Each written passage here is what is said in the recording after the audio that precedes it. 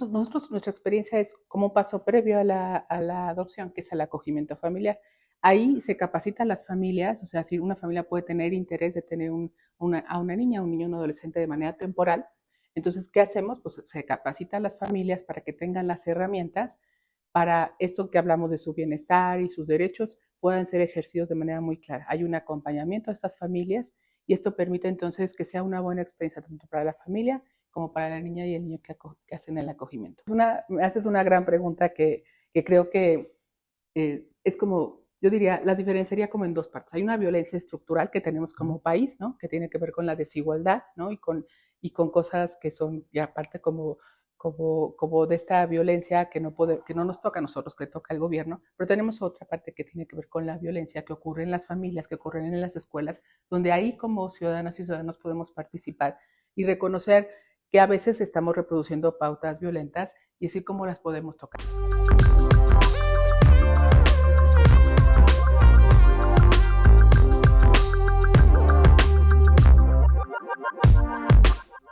Dioema, qué gusto tenerte el día de hoy aquí con nosotros en Out of the Box. No, pues muchísimas gracias por la invitación y poder conversar y que nos conozcan más y sobre todo pues podernos conectar con tu audiencia. Muchas gracias.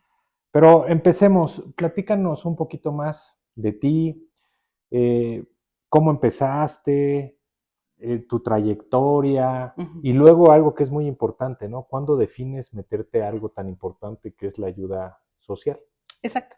Mira, yo decidí estudiar psicología porque tenía como, mi familia viene de ser como muy agentes de cambio, entonces siempre estuvimos colaborando en cosas comunitarias, entonces me pareció que psicología era esa respuesta, ¿no? Y desde un principio me interesaban mucho las niñas, los niños y los adolescentes, ¿no? Entonces empecé pues en psicología, entonces un poco decidí ser psicóloga clínica, estudié una maestría y un doctorado en psicoanálisis y vi que era una forma muy buena como de acercarme a las familias, de trabajar con niñas y niños y resolver pues, momentos muy complejos que son pues, estas cuestiones conductuales. ¿No? Entonces, a lo largo de mi trayectoria fui teniendo contacto con las organizaciones de la sociedad civil, ¿no? Y vi que había un trabajo, ¿no? Que se puede hacer mucho más directo, ¿no? Porque al final en consultorio, pues ves un niño, una familia, ¿no? Y decir, a ver, ¿cómo puedo mejorar mi impacto? ¿Cómo puedo llegar a más familias?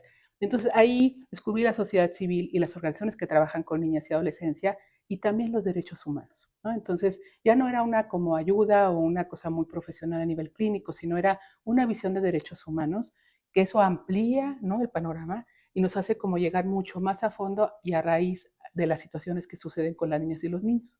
Y poder decir cómo las puedo atender desde ahí, ¿no? O sea, ¿por qué un niño tiene derecho a vivir en una familia? ¿Por qué un niño tiene derecho a la educación? ¿Desde dónde, no? Reconocer las desigualdades que hay y cómo desde mi trabajo todos los días puedo ir como conectando estas cosas, ¿no? Entonces ahí fue como el tipping point que dije, ok, yo quiero hacer eso, ¿no? Quiero trabajar para mejorar el impacto, para trabajar con familias, con niños y con los adolescentes, ¿no? Entonces hice varios caminos, estuve en la Universidad de Monterrey, estuve en el Banco Interamericano, estuve en Ashoka, ¿no? Y siempre trabajando con niñas y adolescentes, ¿no? Y hace ya algunos años estoy en Fundación Juconi, que ha sido una cosa pues muy maravillosa para mí, ¿no? He descubierto muchas cosas ahí. Y Antes de hacen... entrar al tema de la fundación, Sí, claro.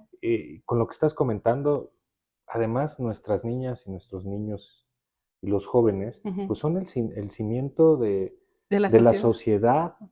Entonces, totalmente. es muy importante esta labor social que se puede hacer y cualquier labor que se puede hacer con los niños y las niñas y las juventudes, porque son los que van a manejar el rumbo de nuestro país y el rumbo mundial en las próximas generaciones. Entonces, es bien importante ponerles esa atención a, a las niñas, a los niños y a los jóvenes. Y claro, y poder como apoyar a sus familias y acompañarlas en el proceso de que generen bienestar.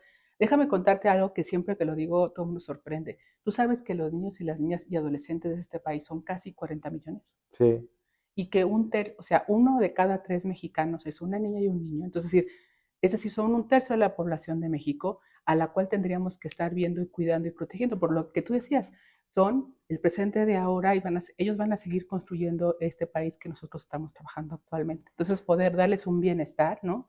Y poder garantizar sus derechos, eso creo que es una tarea fundamental. pero además se les va a sembrar que ellos cuando vayan creciendo y sean los próximos adultos, Uh -huh. ¿sí?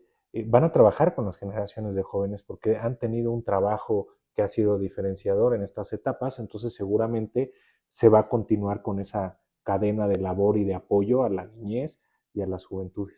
Sí, exacto, porque finalmente eso va construyendo y va generando como impacto social. Entonces, cuando generas impacto social, es decir, cuando estos niños que reciban un apoyo y que sean cuidados y protegidos, seguro lo harán con los niños cuando ellos sean adultos, ¿no? Entonces, creo que estamos construyendo en muchos sentidos, en el presente, pero también en un futuro, pero también con una visión nacional.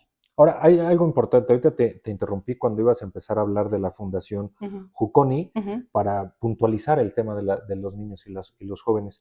Pero platícanos para nuestra audiencia, quienes no están familiarizados con la Fundación Juconi, platícanos qué es y cuál es su objetivo principal y cuánto tiempo tiene ya en México. Claro, justo este abril cumplimos 35 años de trabajar a favor de la niñez y la adolescencia en México y en la región. Iniciamos originalmente en Puebla, ¿no? Donde hace 35 años se vio una necesidad porque había muchas niñas y muchos niños trabajando en calle y bueno, obviamente era una cosa que se tenía que pues como que atacar, que visibilizar y acompañar. Y sabemos que en esos 35 años las niñas y los niños han tenido como pues algunas cosas en las que se tiene que poner mayor atención. Y entonces nosotros nos hemos vuelto expertas y expertos en la violencia, en cómo rompemos la violencia intergeneracional y podemos crear soluciones innovadoras para la atención a la violencia. Sabemos que si nosotros trabajamos con la violencia en la familia, podemos generar esto que hablábamos tú y yo de mejorar la parte social, ¿no? Entonces nos hemos vuelto expertos, tenemos metodologías muy específicas, muy probadas y que podemos compartir con otras organizaciones, justo porque creemos que ahí es donde podemos romper el ciclo de la violencia y no repetir cosas de manera intergeneracional. Pero además la violencia es algo que, aunque está mal, Ujú, por generaciones se han normalizado ciertos temas de violencia y exacto. entendamos como violencia no solamente el maltrato de un golpe, porque hay diferentes tipos de Ujú, violencia ujú. que van afectando a nuestras niñas y a nuestros niños. Exacto. Entonces nosotros lo que hemos visto desde nuestro modelo es en esta cuestión intergeneracional, es decir, cómo podemos acompañar a esos papás y a estas mamás de estos niños de ahora cuando ellos fueron niñas o niños y vivieron en un entorno de violencia. Pues que ahorita en estas cuestiones de crianza, ¿no?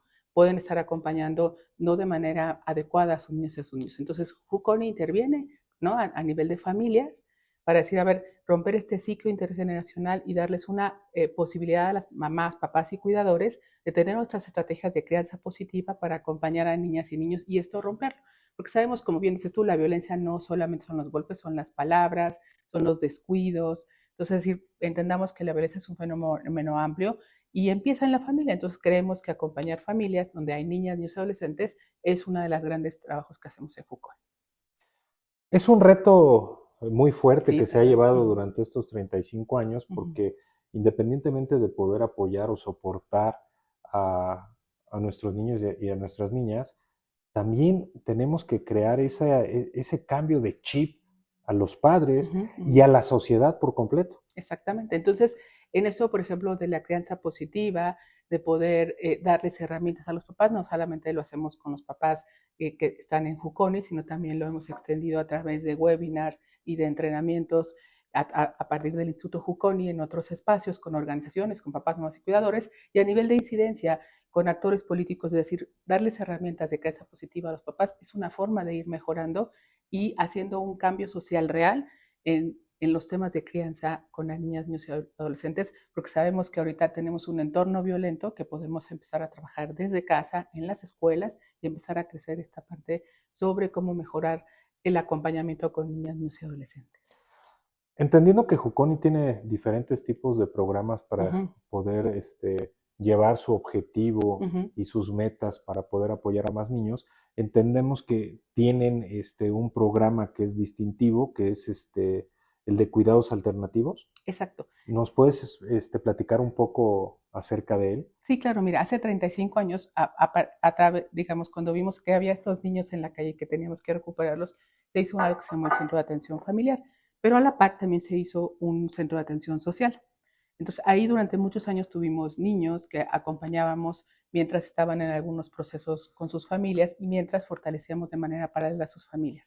Pero como yo te decía hace rato, las niñas y los niños han cambiado, sus problemáticas son diferentes y también la forma en que las organizaciones y a nivel como técnico y metodológico hemos ido avanzando, ¿no? Entonces, antes nos hablaban de cuidados alternativos, a partir de una iniciativa de UNICEF en 2009 empezamos a hablar de cuidados alternativos que tiene que ver con decir, No todos los niños tienen que estar en un centro de atención social, pueden tener otro tipo de intervenciones como acogimiento familiar, como adopción. Entonces nosotros nos hemos especializado en lo que se llama atención residencial, en el acogimiento familiar, y hemos hecho pues no solamente un trabajo en Puebla, sino también el año pasado y este año hemos hecho un entrenamiento a todas las procuradurías federales de los estados para que tengan conocimiento sobre cómo hacer el acogimiento familiar, porque aunque en otros países lleva muchos años, la verdad es que en México lleva 10 años. Entonces es una metodología en donde trabajamos por el derecho a vivir en familia de niñas y niños, es decir, buscamos una familia que esté entrenada y capacitada y que los pueda recibir de manera temporal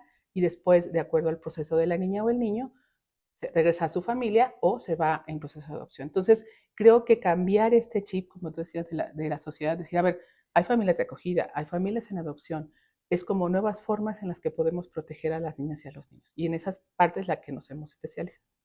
Eh, Platiquemos un poquito, ahorita que comentaste lo de la adopción. Uh -huh. eh, ¿Cómo están los temas de adopción en México? Eh, ¿Hacen muchos exámenes? A mí me parece, por alguna experiencia en lo personal que tuve, para el momento de generar una adopción, Uh -huh. la verdad es que, aunque podrías decir que es muy tardado, que es engorroso, que todo, la verdad es que es muy bueno, Uh -huh. porque tampoco le puedes dar a una criatura Uh -huh. a cualquiera, ¿no? Y no nada más es lo que pueda sentir en ese momento que quiera adoptar o que quiera Uh -huh. respaldar o apoyar a alguien, sino que se tiene que hacer porque estamos hablando de que es una vida y es para toda la vida. Exacto. Entonces, nosotros, nuestra experiencia es como un paso previo a la adopción, que es el acogimiento familiar. Ahí se capacita a las familias, o sea, si una familia puede tener interés de tener a una niña, un niño, un adolescente de manera temporal, entonces, ¿qué hacemos? Pues se capacita a las familias para que tengan las herramientas para esto que hablamos de su bienestar y sus derechos puedan ser ejercidos de manera muy clara. Hay un acompañamiento a estas familias y esto permite entonces que sea una buena experiencia tanto para la familia como para la niña y el niño que hacen el acogimiento. Y todos esos procesos que tú dices, que son trámites administrativos, pero también son entrevistas y son cursos, justo lo que hace y lo que quiere hacer el Estado, porque además es una función del Estado mexicano, es proteger a las niñas y a los niños, es decir, que vayan con la mejor posibilidad para ellos. Entonces, y este movimiento ha empezado en México hace 10 años y se ha fortalecido en los últimos 6. Entonces creo que como país estamos aprendiendo nuevas formas de cuidarlos. Este centro de acompañamiento y atención híbrida, ¿nos podrías explicar o Ah, detallar cómo sí, va todo el proceso? sí. No, es un centro de atención familiar y fue híbrido en la pandemia, Ok, ¿no? Pero a partir del 2022 ya regresamos a funciones, pues digo, naturales o normales. Es un centro de atención familiar en donde van niñas y niños y sus familias, ¿no? Entonces van ¿de qué niños edad a qué edad?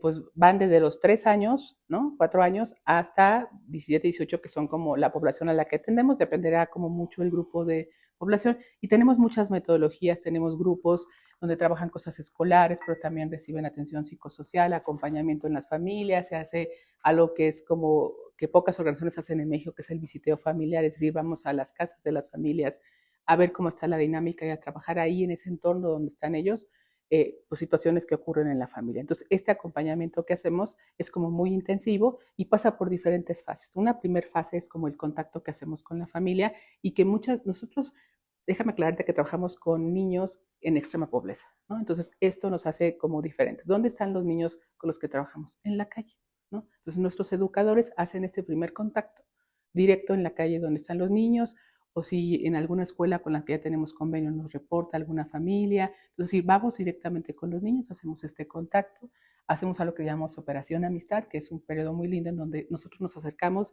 con toda la parte profesional y la metodología de Juconi a la familia para un poco entender su dinámica, que entiendan cómo es que el Juconi los puede apoyar, cómo los apoya y para qué sirve Juconi, ¿no? Y después de eso entran al programa de acuerdo a su perfil y a su necesidad y están con nosotros un periodo largo. Es decir, nuestras familias están entre 3 y 4 años. Es un periodo intensivo, profundo, porque creemos que ahí está el cambio social, ¿no? Entonces, esto lo hacemos en nuestro centro de atención familiar y en comunidades rurales en Puebla, ¿no? Y esta metodología que hemos hecho y que cuidamos mucho, la hemos sistematizado. Entonces, no solamente nos la quedamos con nosotros. A través del Instituto Juconi lo que hacemos es la compartimos con otros profesionales de los derechos humanos, con otras organizaciones y con el gobierno. O sea, hemos capacitado gente del Sistema Nacional DIF, de las Procuradurías, de los IPINAS. Entonces, de alguna manera lo que nos gusta a nosotros es como compartir. Porque además todos tenemos que estar informados y tenemos que tener esa cultura y ese adiestramiento para poder entender el tema de la violencia que viven los jóvenes y más en una situación de calle. Exacto. Entonces, eso trabajamos desde el instituto. Ya en incidencia, que es el área que me toca coordinar, lo hacemos a través del gobierno, a través de las instancias públicas que atienden a la niñez y con actores sociales para poner temas como esto, o sea, la crianza positiva, la primera infancia, la violencia sexual, es decir, cómo la podemos atender. Entonces, si te fijas, es como un ciclo virtuoso en donde decir, desde nuestra experiencia en campo, con lo que ocurre con las familias todos los días, sistematizamos nuestra experiencia y después hacemos esta parte de hacer vocería y de poder influir en otros actores sociales para que entonces entiendan qué les pasa a los niños. Esto que te decía de las estadísticas de las niñas y los niños, lo he dicho en muchos foros y a veces causa sorpresa, ¿no? Decir, son tantos, sí, son 40 millones. ¿No? Entonces, creo que ese es el trabajo. Y tú me decías, ¿qué me motiva? Pues pensar que puedo hablar con estos actores sociales, sensibilizarlos y decir, las organizaciones civiles estamos haciendo un gran trabajo por una población muy vulnerable en este país y lo hacemos con mucho gusto y con mucha capacidad profesional. Aquí ¿no? nos necesitamos todos. Exacto, somos una comunidad y estamos, ¿no? Y la otra cosa es la sociedad civil actual, ¿no? O sea, no solo hacemos filantropía, hacemos trabajo real, técnico, especializado, somos profesionales y eso es algo que nos ha distinguido, ¿no? Entonces, creo que también poder decir, oiga, la sociedad civil no solamente ayudamos, o sea, ¿no? Pero lo hacemos de manera profesional, con metodologías, con modelos, ¿no? Entonces, y eso nos está garantizando los resultados que tenemos a nivel de impacto y de veras cambiar la vida de las niñas y los niños. ¿Cuántas personas se están atendiendo al día de hoy? Porque además me comentas que hay un seguimiento desde 3 o 4 años. Entonces, me imagino que es un poco compleja la agenda para que los que integran la Fundación Juconi pues puedan atender a más personas. ¿Qué capacidad tienen para poder Pues apoyar? tenemos una capacidad como muy amplia, como bien dices tú, las familias están como en diferentes momentos de su proceso, ¿no? Al final todas son familias Juconi, pero están en diferentes momentos. Tenemos nuestro centro de atención familiar, tenemos las comunidades rurales en Puebla y, por ejemplo, ahorita estamos terminando un proyecto en Acapulco, ¿no? Con Otis, con UNICEF, en donde hicimos unos espacios seguros, espacios amigables, atendiendo familias y mujeres, ¿no? Entonces ahí dimos 5.600 consultas, o sea, como intervenciones. Entonces, te imaginas el impacto. Nosotros llegamos, pues, pasado un mes de Otis. Entonces, la verdad es que esas son las cosas que hacemos. Estamos apoyando en ¿Y el... cuánto tiempo estuvieron para atender Pues esas estuvimos 5,000 4 meses personas? porque es un modelo de ayuda humanitaria. La ayuda humanitaria es como de emergencia, entonces es un periodo corto, intensivo, y evidentemente lo que hace es que instala capacidades para que la comunidad vaya teniendo recursos y obviamente le dé tiempo al gobierno de poder dar la atención que merecen. Entonces, esto fue una cosa que hicimos con UNICEF, lo cual nos da mucho gusto porque hemos con ellos trabajado muchas cosas.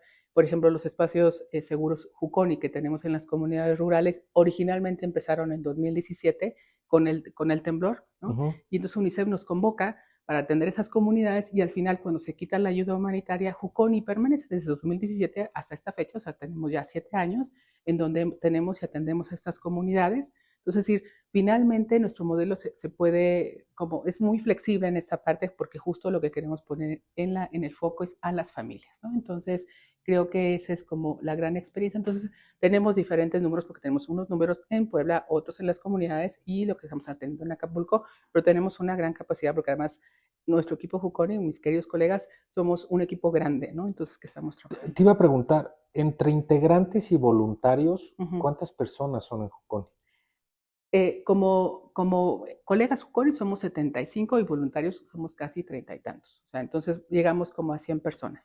Y de alguna manera me imagino que hay convenios de colaboración con Totalmente. algunas otras asociaciones, también nos ayudan los gobiernos municipales, estatales. Exacto. Justo creo que lo que nos ayuda a tejer, o sea, hacer ese tejido para tener mejor impacto social es las alianzas que tenemos con empresas, ¿no? Tenemos fuertes alianzas con empresas que nos apoyan, que nos acompañan, ¿no?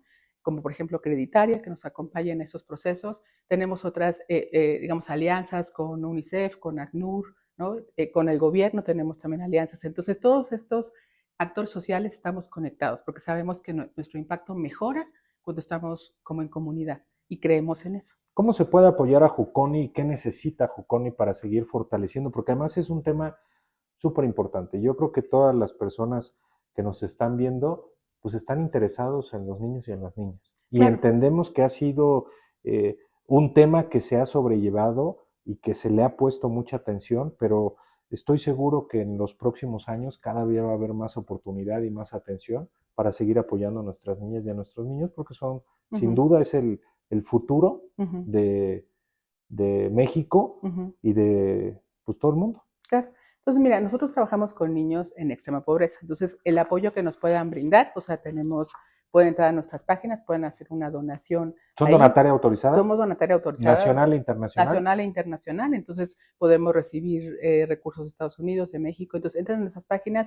que es juconi.org.mx, y ahí pueden ver la forma en la que pueden donar, ¿no? De manera individual. Y también tenemos una forma para que puedan empresas o gente que pueda trabajar con nosotros ponerse en contacto y hacerlo en conjunto, porque evidentemente estos los niños... capacitan, los adiestran claro, sí, para llevar el mensaje y ser parte de Juconi. Sí, claro, tenemos los embajadores Juconi, entonces estos embajadores obviamente son parte de la comunidad, trabajamos con ellos, les damos información, ¿no? O sea, no solamente ser donantes, sino poder participar como una comunidad y que sepan cómo se está utilizando su recurso y los logros que estamos teniendo. ¿Cuál es el obstáculo principal que tenemos para poder combatir esta violencia de los jóvenes que están en calle? Qué complejo. Me haces una gran pregunta que creo que es como, yo diría, la diferenciaría como en dos partes. Hay una violencia estructural que tenemos como país, ¿no? Que tiene que ver con la desigualdad, ¿no? Y con cosas que son, y aparte como de esta violencia que no nos toca a nosotros, que le toca al gobierno, pero tenemos otra parte que tiene que ver con la violencia que ocurre en las familias, que ocurren en las escuelas, donde ahí como ciudadanas y ciudadanos podemos participar y reconocer que a veces estamos reproduciendo pautas violentas y decir cómo las podemos tocar. Y nosotros ahí en la página del Instituto Juconi hay mucha información para mamás, papás y cuidadores, donde pueden sacar como ideas, donde pueden trabajar sobre cosas que podemos ver como normalizadas, pero que sabemos que eso es violento, ¿no? Entonces, creo que tomar conciencia en que a veces reproducimos cosas violentas puede ser un primer punto como para irlo mejorando, ¿no? La violencia estructural tiene otras formas de ser atacada, porque tiene que ver con una cuestión mucho más de voluntad política y de otras cosas que a las ciudadanas y ciudadanos estamos un poco lejos, pero creo que en nuestra vida cotidiana, ¿no? Y reconocer que la sociedad civil, no solamente Juconi, hay otras organizaciones en la sociedad civil, hacemos un trabajo profesional constante a favor de niñas y niños. En este proceso de 35 años, y ¿cuántos graduados tenemos de Juconi que hayan llevado este proceso como niñas y niños? Pues, que ya no son jóvenes. No, nosotros hicimos, fíjate, te voy a contar. ¿Y algún caso de éxito? No, tenemos muchos casos de éxito. Ahí pueden ver nuestras redes, tenemos muchos casos de éxito. Hay unos que hicimos una reunión de Juconis en 2019, antes de la pandemia, y fue como muy rico porque llegaron unos niños que decías tú, ¿no? Niños de 21 que habían estado con nosotros, que habían estado a los 8 años, se habían egresado a los 12, ¿no? Y que ya llegaban con su familia, ¿no? Entonces era como decir, wow, vienen como a esta reunión de la gran familia Juconi, se llamaba Reunión Ex Juconis, con sus hijos y con su nueva familia.